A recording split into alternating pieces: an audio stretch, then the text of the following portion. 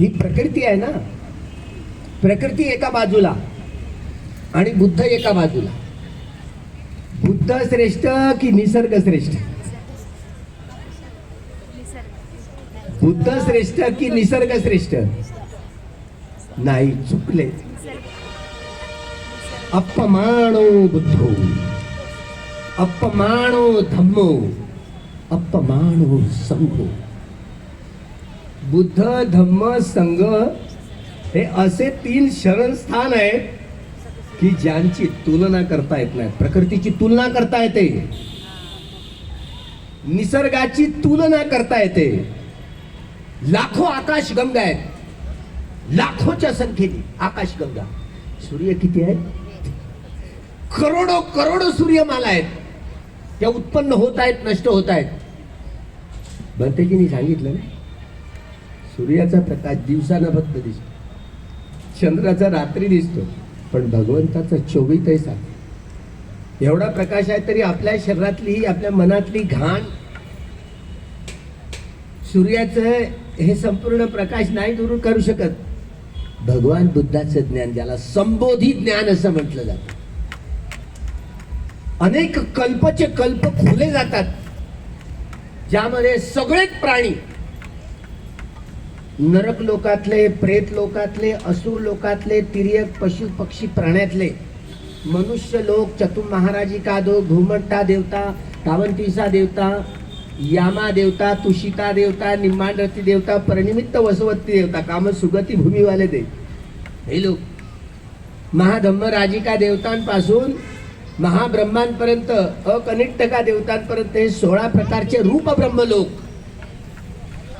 आकाशानंचायतनं चित्तं, आकिंचन्यायतनं चित्तं, विज्ञानंचायतनं चित्तं, नैवसंज्ञा नासंज्ञायतन. हे 4 प्रकारचे अरूप चित्त आहेत. एका चित्ताचे 3 भाग होतात. 12 प्रकारचे चित्त असतात. अरूपावचर म्हणजे रूपच नसतं, म्हणजे कायच नसते. असेही काही प्राणी असतात ज्यांना शरीर नसतं, केवळ मनच काम करत असतं. मनच, म्हणून त्याला अरूप ब्रह्मलोक म्हणतात, अरूप धम्मलोक म्हणतात.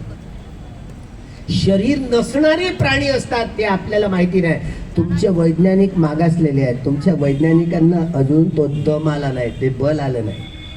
म्हणून या प्रकृतीतलं जे आतलं बाहेरचं जे रहस्य आहे ना, भगवंतांना खोलून टाकता येतं, भगवंतांना कळतं. त्यामुळे या प्रकृतीचा उच्चतम आविष्कार म्हटल्यानंतर प्रकृतीशी तुलना जर केली प्रकृतीची तुलना, तर प्रकृती भगवान बुद्धांच्या पासंगात एक कणभर नाही बसत. समजलं? सम्राट अशोकाच्या कालखंडात उपगुप्त नावाचे भिक्षू होऊन गेले.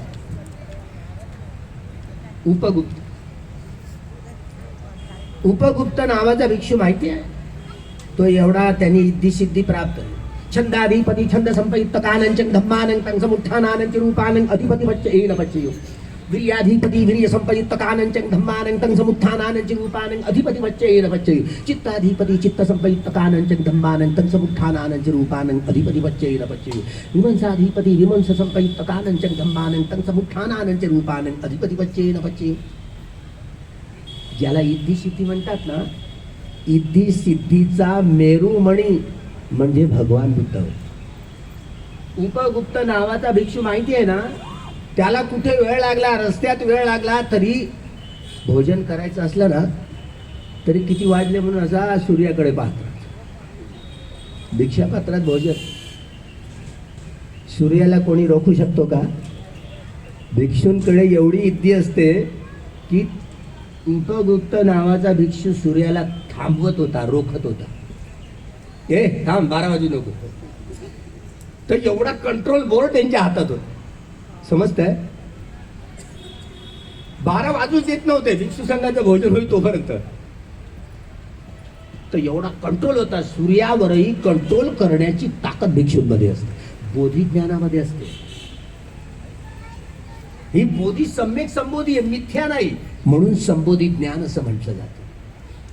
ही ज्ञानगंगा, या ज्ञानगंगेनं सगळेच प्राणी सर्व प्रकारच्या दुःखातून सुटका करून घेतून अंतिमता निर्वाण निब्बाण परमं सुखम, सगळ्या प्रकारच्या दुःखातून स्वतःची सुटका करून घेऊन अंतिमतः निब्बाण रूपी श्रेष्ठरम सुख ते प्राप्त करू शकता. हे ज्ञान केवळ आणि केवळ महापुरुषच संशोधित करू शकतात. दुसऱ्या व्यक्तीची हातोटी नाही. केवळ सम्यक संबुद्धत्व प्राप्त करणारे 32 लक्षणं आणि 80 अनुलक्षणं धारण करणारी कायची उपलब्धी होते. आपण सुत्त पठन करताना महाकारुणिको नाथो हितायन सब्ब पाणिनं पुरेत्वा पारमी सब्बा पत्तो संबोधिंगुत्तम. महाकारुणिक लोकनाथाने केवढी महाकरुणा असते. सर्व प्राण्यांच्या हितासाठी सुखासाठी 10 पारमिता, 10 उपपारमिता आणि 10 परमत्थ पारमिता, 30ही पारमितांचा डोंगर उभा केला. तेव्हा कुठे 32 लक्षणं आणि 80 अनुलक्षणं असलेली काया तिची उपलब्धी झाली. ही उपलब्धी होण्यासाठी बोधिसत्वाला बुद्धत्व प्राप्त करण्यासाठी 30ही पारमितांचे घडे परिपूर्ण करण्यासाठी 4 असंख्येय 1,00,000 कल्प एवढे जन्म घ्यावे लागले. कोणत्या कोणत्या बोधिसत्वाला 8 असंख्येय 1,00,000 कल्प एवढे जन्म घ्यावे लागले. कोणत्या कोणत्या बोधिसत्वाला 12 असंख्येय 1,00,000 कल्प एवढे जन्म घ्यावे लागतात. कोणत्या कोणत्या बोधिसत्वाला 16 असंख्येय 1,00,000 कल्प एवढे जन्म घ्यावे लागतात. तेव्हा कुठे ही 32 लक्षणं आणि 80 अनुव्यंजनं प्राप्त होणारी काया तिची उपलब्धी होते. तेव्हा कुठे ते बुद्धत्व प्राप्त करतात. सिद्धार्थ गौतमाला बुद्धत्व प्राप्त करण्यासाठी तापस सुमेधापासून तर ते सिद्धार्थ गौतमापर्यंत 4 असंख्येय 1,00,000 कल्प एवढे जन्म घ्यावे लागले. 550 ज्या कथा दिसतात ना आपल्याला, जात म्हणजे जन्म, बोधिसत्वाच्या जन्माच्या कथा 550 दिसतात की नाही? 550 नाही आहेत. किती आहेत? 4 असंख्येय 1,00,000 कल्प. एक असंख्येय म्हणजे 1 या आकड्यावर 140 शून्य द्यायचे. 1,00,000 एक असंख्येय म्हणतात. एक असंख्येय म्हणजे 1 या आकड्यावर 140 शून्य. 4 असंख्येय म्हणजे 4 या आकड्यावर 140 शून्य. 4 असंख्येय 1,00,000 कल्प. एक कल्प म्हणजे किती? लाईन गेली, लाईट गेली.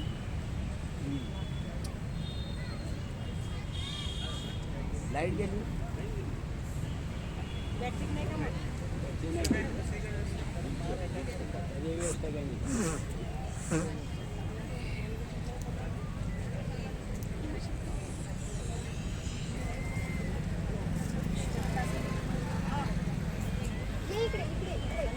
हॅलो,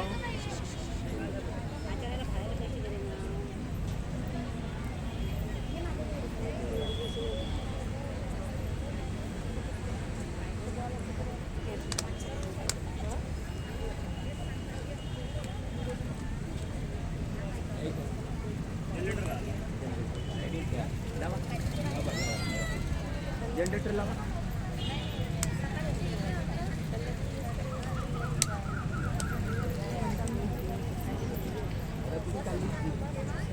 तुला ऐकता येतं का?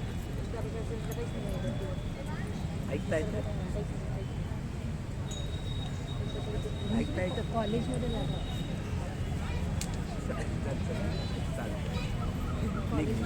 चल कॉलेजमध्ये भेटायला पायी पायी यात्रेत संध्याकाळी यायचं. कॉलेज संध्याकाळी 5 वाजता सुरू होणार आहे. मध्ये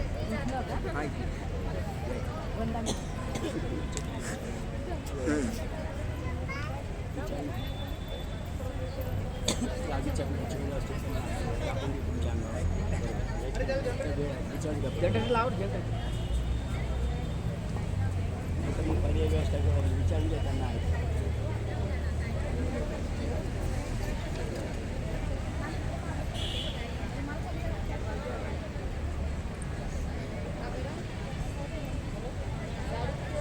हॅलो,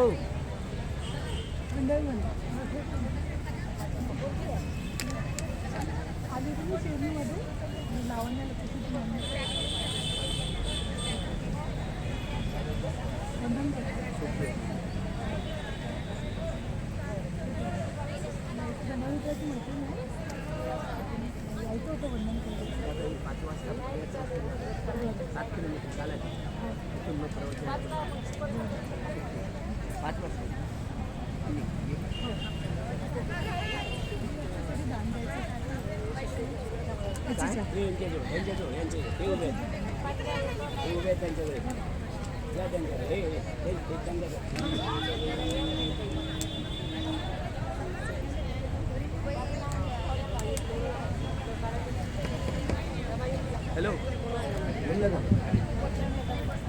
16 असंख्येय 1,00,000 कल्प. सिद्धार्थ गौतमाचं बोधिसत्वाचं प्रथम जीवन म्हणजे तापस सुमेध. मी मोहेंजोदाडो हरप्पाला जाऊन आलो, तिथले खंडहर पाहून आलो. मोठे मोठे स्तूप मिळाले. कोणागमन, ककुसंद आणि काश्यप बुद्ध हे याच महाभद्र कल्पामध्ये झाले. 7x12 कुट्या मिळाल्या. 7x12 कुट्या मिळाल्या. मोठे मोठे स्तूप मिळाल्या. लहान लहान भिक्षूंसाठी विहिरी मिळाल्या.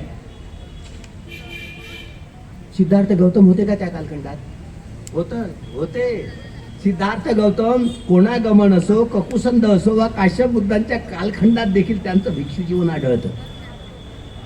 भिक्षू जीवन आढळतं सिद्धार्थ गौतमाचं. जेवढे जेवढे भूतकाळात सगळे सम्यक संबुद्ध होऊन गेले, त्या सगळ्या सम्यक संबुद्धांच्या कालखंडामध्ये सिद्धार्थ गौतमाचं पूर्व जीवन हे भिक्षू जीवन आढळतं. बुद्धवंश त्रिपिटकातला हा भाग वाचा म्हणजे तुम्हाला कळेल.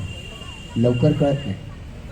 म्हणतो आपण रोज येचे बुद्धा अतीताच, येचे बुद्धा अनागता, पच्चुपन्नाचे बुद्धा अहं वंदामी बुद्धा म्हणतो. वर्तमानातले भूतात भविष्य काळात सगळ्यात तीनही कालखंडातल्या बुद्धांना नमन करतो, वंदन करतो, प्रणाम करतो, रोज असं म्हणतो.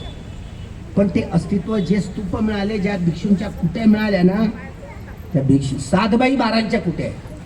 आणि अधिकार अभिलेख रद्द करून 7x12 कुट्यांचं प्रमाण हे भूमी मोजण्याचं प्रमाण असतं. हे निसर्गाच्या नियमांच्या आधारावर. म्हणून बाबासाहेब आंबेडकरांनी या भूमी मोजण्याचं प्रमाण 7x12 खसरा असतो. 7/12 खसरा असतो. हे भल्या लोकांना माहिती नाही 7/12 खसरा काय आहे. भिक्षूच्या कुटीचं प्रमाण असतं.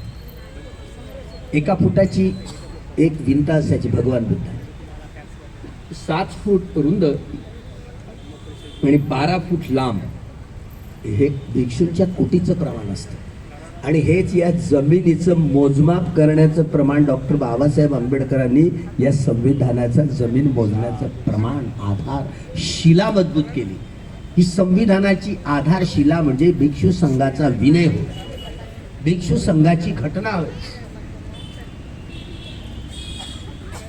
माझं मत आहे, आम्ही एवढा संघ दिसतो, एखाद्या विषयावरून आमच्यामध्ये मतभेद निर्माण झाले. विनयपाल म्हणते माझ्या उजव्या बाजूनं, डाव्या बाजूनं हे नाही दिव्या नाग नाहीये. हे अगोदर जे जी नातं आहे ना जिजाऊ जाधव, ते लखुजी जाधवांचे आहेत नात्यातले.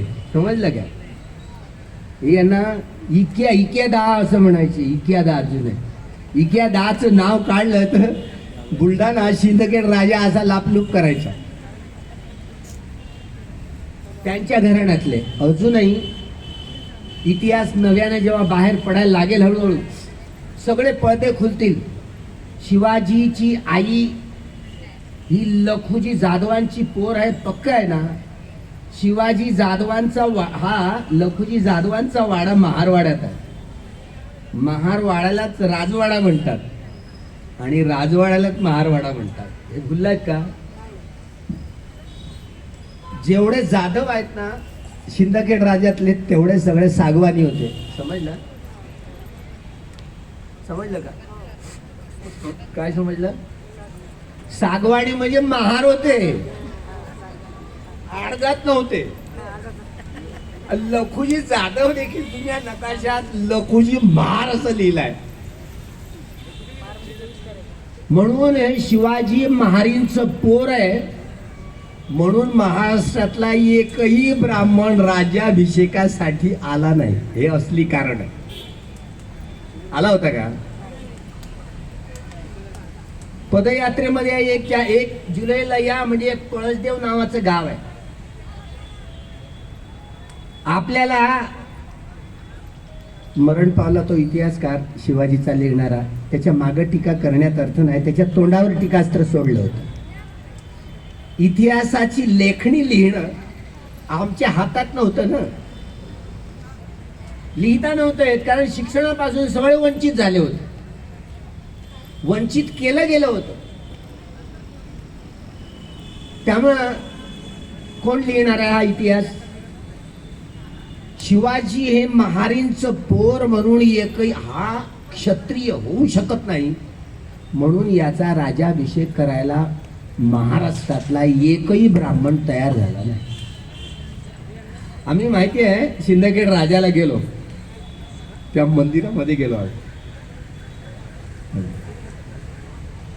ओ नमस्कार हो राजे, काय म्हणताय? यांना काय तू बामन काय म्हणायचं? ओ राजे नमस्कार. हे लिहून आहे का कुठे?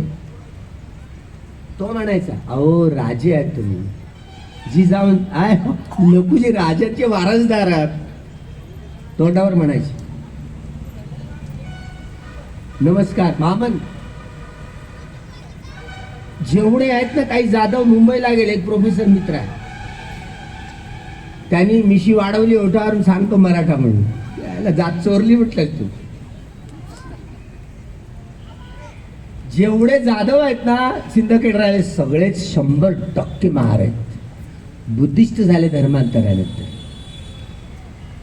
कुठे किती दिवस लपवून ठेवणार तुम्ही? लपवून ठेवणार किती दिवस लपवून ठेवणार? इतिहासाचं एक एक पान खुलायला लागले. डॉक्टर आहा साळुंख यांनी इतिहासाचं पान, त्याला आधार सापडला. कळसदेव नावाचा भिक्षू, नाथपंथी लोक, मच्छिंद्रनाथ, गोरखनाथ, भोलानाथ, 1 जानेवारी 1927 ला भीमा कोरेगावच्या विजयस्तंभाजवळ डॉक्टर बाबासाहेब आंबेडकरांना क्रांती आणि प्रतिक्रांतीचं संशोधन करता आलं. पराभवाचा इतिहास हे जाणता आलं. केवळ जगात बाबासाहेबांच्या एवढा कुठलाही मानसशास्त्रज्ञ ज्याला म्हणतो ना, हे 390 प्रकारच्या स्वभावाची तुम्ही माणसं, तुम्ही हिंदू असा की बौद्ध असा की जैन असा की शीख असा की यहुदी असा की ईसाई असा की मुस्लिम असा, या देशातले की त्या देशातले, आर्य वंशाची अनार्य वंशाचे, ब्राह्मण असोत की ब्राह्मणेतर काळे असोत की गोरे, काही फरक पडत नाही, सगळी माणसं होता. आणि माणूस ज्या अर्थी आहोत, माणसाला चांगलं वाईट समजतं, कळतं. डॉक्टर बाबासाहेब आंबेडकरांनी मनुस्मृती हा ग्रंथ ज्यावेळेला जाळला, त्यावेळेला ही सहस्त्रबुद्धे ही बामणी नाही बरं आहे, पण हे नाव तसं तसं टिकलं येईल. तर सहस्त्रबुद्धे म्हणून मी अगोदर नाव ऐकत याला बामणी आली कुठे नाही म्हणून. सहस्त्रबुद्धे मित्र होते बाबासाहेबांचे. आणि मनुस्मृती, मित्रा तुला मनुस्मृती माहिती आहे? चाळली आहे? हो चाळली आहे. मला हे केवढी घाण ओकली आहे, जिथे शूद्र आणि अतिशूद्रांचा उपमर्द करणारा ग्रंथ आहे. स्त्री म्हणजे पाप, मोक्षाच्या मार्गातील धेंड, पाप योगी, केवढं बदनामकारक वर्णन आहे मनुस्मृती. मनुस्मृती लिहिणारे सुमती भार्गव, त्यांनी देखील त्याच्या आईने जन्म दिला असेल ना, तर आईचं केवढं मोठं स्थान असतं. हे बाबासाहेबांचं म्हणणं. बाबासाहेब वडिलांच्या चेहऱ्यावर होते की आईच्या चेहऱ्यावर होते? हे कसं लवकर बोलताय? बुद्ध हे आईच्या चेहऱ्यावर होते की वडिलांच्या चेहऱ्यावर होते? आईचा सुद्धा चेहरा. पण आई ही पुरुषांपेक्षा जास्त रूपवान असते, समजलं? पुरुषांच्या, मनुष्यांच्या तुलनेत आई ही जास्त रूपवान असते, पण बुद्धा एवढी नाही. पण जी माता बुद्धत्व प्राप्त करण्याचा संकल्प करते, ती श्रेष्ठ माता समजली जाते. कोल्हापूरच्या मैदानामध्येच मी बोलताना बोललो, कोल्हापूरची कोणतं देऊळ आहे माहित आहे? पाहिलं तुम्ही? लक्ष्मीचं. लक्ष्मीच्या मंदिरावर वरती भगवान बुद्धाचं रूप आहे, पाहिलं तुम्ही? लक्ष्मीचं मंदिर म्हणजे ते 84,000 बुद्ध विहारांपैकी एक बुद्ध. कसं सांगायचं? पुरातत्व खात्याकडे हा हिशेब गेला तर ते बरोबर सांगते. डॉक्टर बाबासाहेब आंबेडकरांना हे संशोधन 1 जानेवारी 1927ला पहिल्यांदा या देशात एवढे मोठे सम्राट अशोकाने बांधलेले 84,000 महास्तूप आहे, गेले कुठे आहे? हे जेवढे जेवढे बोधगया सारखे मंदिरं दिसतात ना, जुने मंदिरं, आम्हाला सांगितलं जातं हे राक्षसांनी बांधले. त्याच्यात देव कसे काय आले? पदयात्रा आता महुला निघाली होती इथूनच. अशीरगडला पोहोचलो. अशीरगडला जी उभी आहे नाही मला,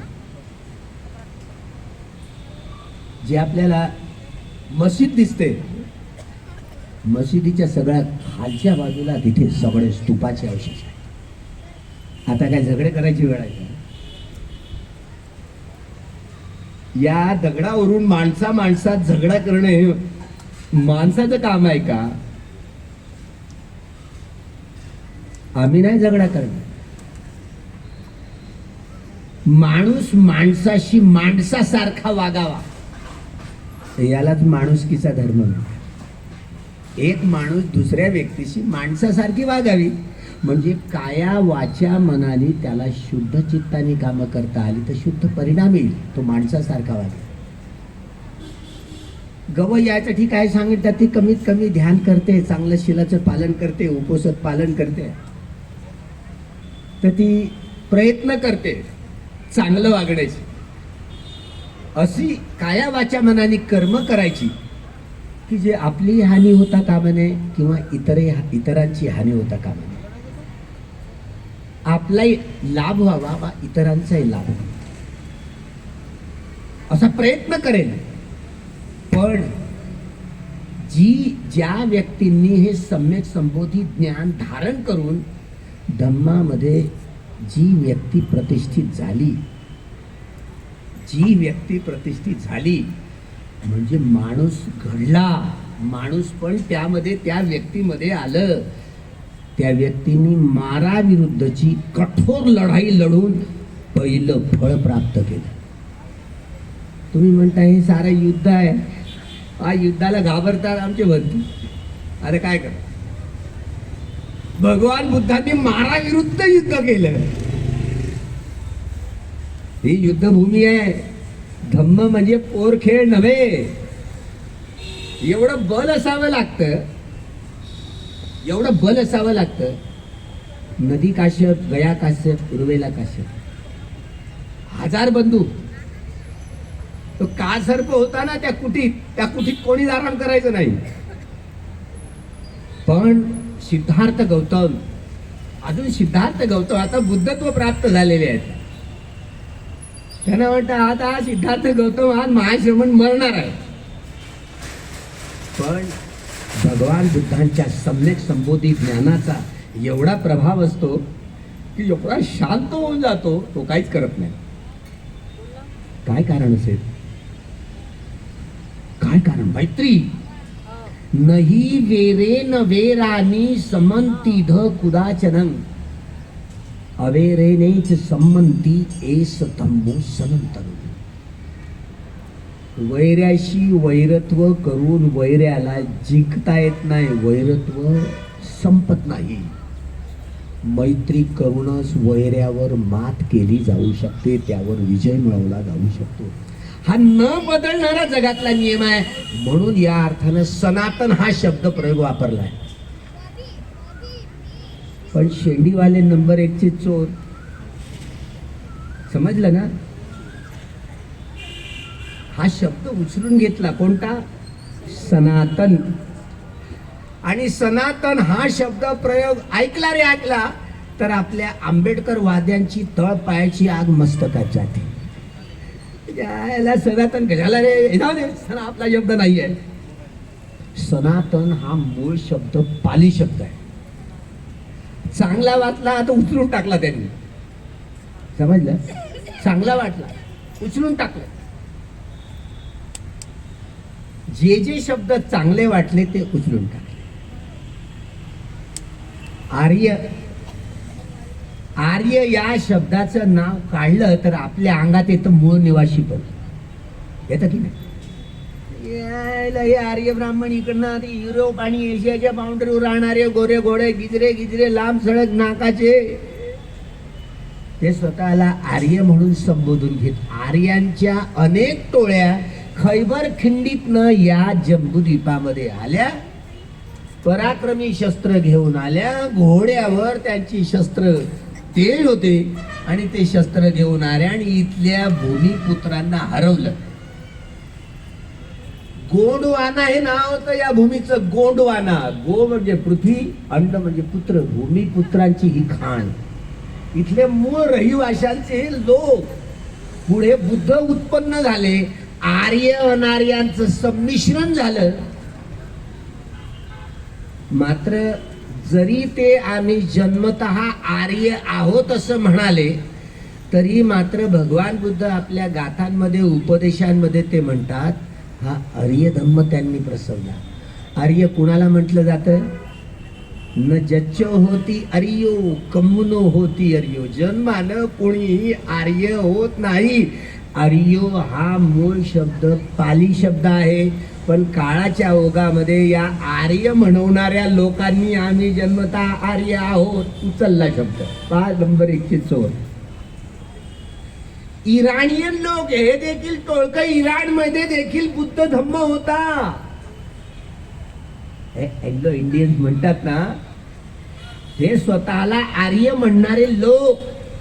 हा आर्य शब्द याची चोरी झाली. चांगला शब्द वाटला उचलला. गोरे गोमटे लांब नाकाचे गिजऱ्या डोळ्याचे गोरे गोरे लोक आम्ही जन्मतः आर्य आहोत. म्हणजे आपल्या वंशावळीसाठी हे आर्य या शब्दाचं संशोधन हे केवळ सम्यक समृद्धांना करता येतं. ऐऱ्या गैऱ्या नथू खैऱ्याचं हे काम नाही आहे. समजलं? म्हणजे याच महाभद्रकल्पा जे कोणागमन असो, ककुसंद असो, काश्यपबुद्ध असो, हे होऊन गेले. या बुद्धांच्या कालखंडात हा जगामध्ये पसरलाय सद्धम्म. तुम्हाला माहिती नाही, 3 महिन्यापूर्वी माघ पौर्णिमेला सिद्धार्थ गौतमाने बुद्धत्व प्राप्त केल्यानंतर 3 महिन्यानंतर मी माझं महापरिनिब्बाण कुशीनगरला करेन. आनंद भंते म्हणतात, भंते भगवान त्या कुशीनगरात काय ठेवलाय? हे एवढी मोठी वैशाली तुम्हाला दिसत नाही का? हे आनंद तुला नाही माहिती, मी बोधिसत्वाच्या एका जीवनामध्ये मी चक्रवर्ती सम्राट होतो. साऱ्या जगावर राज्य होतं.